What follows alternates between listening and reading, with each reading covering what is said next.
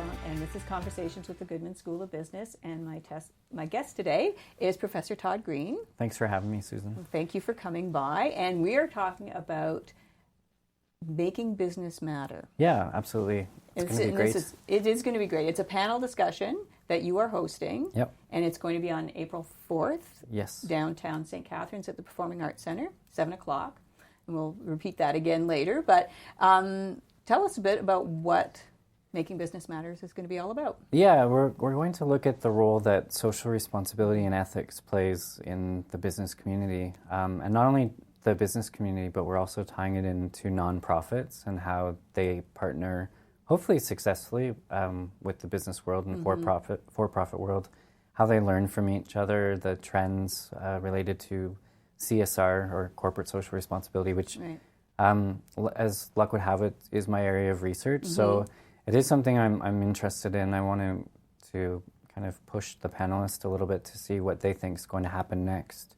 Talk about the biggest challenges of bringing for-profits and nonprofits together, success stories and things like that. So yeah, I think it's important too for the students to get a sense for why social responsibility matters and why ethics matters in the business world. So as business students, they get some exposure to it, but all of them are going to face some sort of ethical dilemma or be asked maybe to do something in their careers that maybe doesn't sit well with them ethically, and they have to decide for themselves whether that's the kind of job they want, what sort of industry they want to work in, and things like that. Yeah, it's an interesting kind of a hot topic if you're talking about the ethics of where you work right now. It's sort of in the media. Yes. Yeah, unfortunately. Yeah. But I mean, I think it's becoming something that almost every class or every topic that we teach in the business school can be impacted by, can be studied, and things like that. So I think if I'm honest, what I'm seeing quite often in textbooks is it's really, really important. We'll mention it in the first chapter, and then we won't touch on it again. Right. So it feels at times like a little bit of an add-on topic, but I think even a simple Google search of all of the best or most valuable brands in the world, they're all producing, whether it's a sustainability report or a CSR report, or touching on things related to their environmental impact or things they're trying to improve on those fronts. And you look at the Nike ads related to equality and Audi doing ads related to empowering women. I think it's becoming more common, and we're seeing a lot more discussion out there as well. So, and some companies take it even a step further, and it's really like Tom's Shoes is one of probably the biggest examples where you buy a pair and they donate a pair. Yeah. So it's really a part of their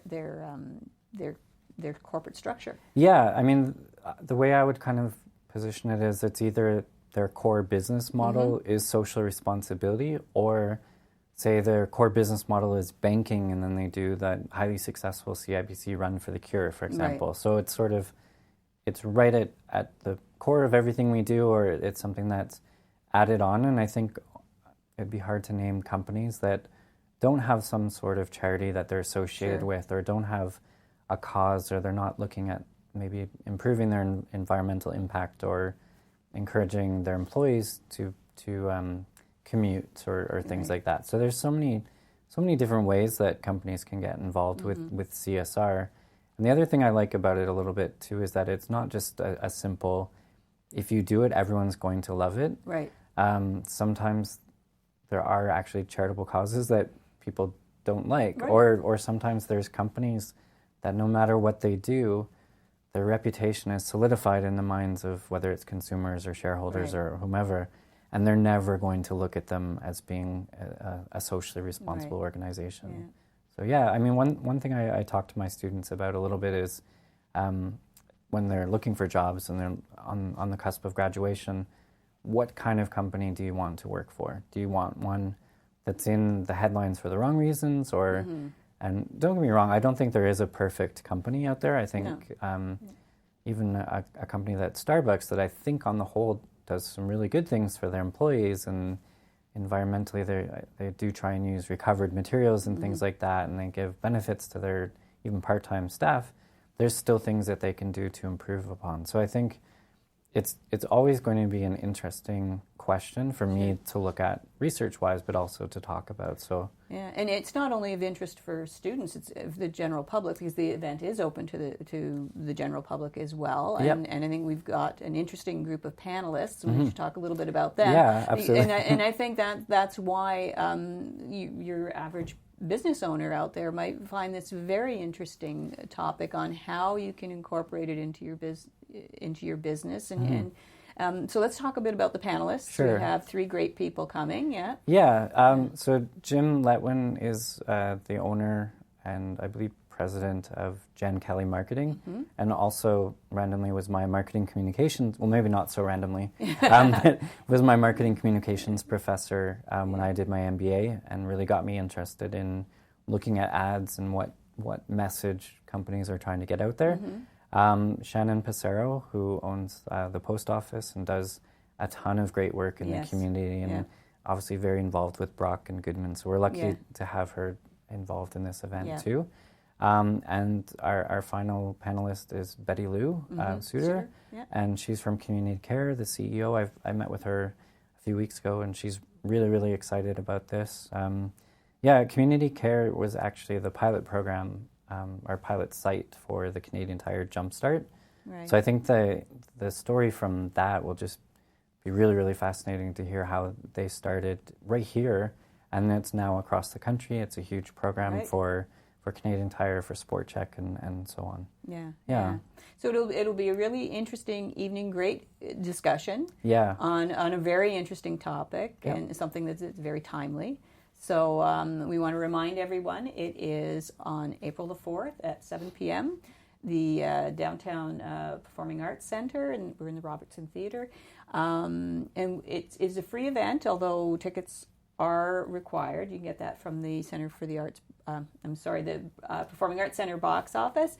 But we are accepting donations at the door for Community Care. Yeah, so the suggested minimum is $5, but obviously it's pay what you feel is suitable. Sure, yeah. But yeah, I think it's going to be, on the surface, we have an amazing panel. We have some really cool things we're going to talk about. Yeah.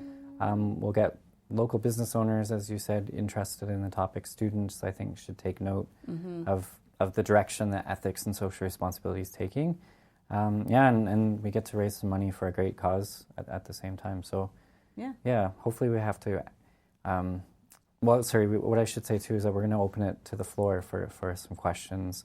Yeah. So if local business owners are looking for advice on what type of causes typically kind of get their message across the best, or get the best consumer response, or any questions like that from students as well, we're obviously going to be very open to that. Sure. Yeah. And with yourself and the panelists, some great people there to answer. Yeah, I hope so. Yeah, I think it's going to be good. Yeah, it'll be a great event. Thank you for dropping by. Thanks for having me. Yeah, and thank you for popping in and listening, and hopefully we'll chat soon.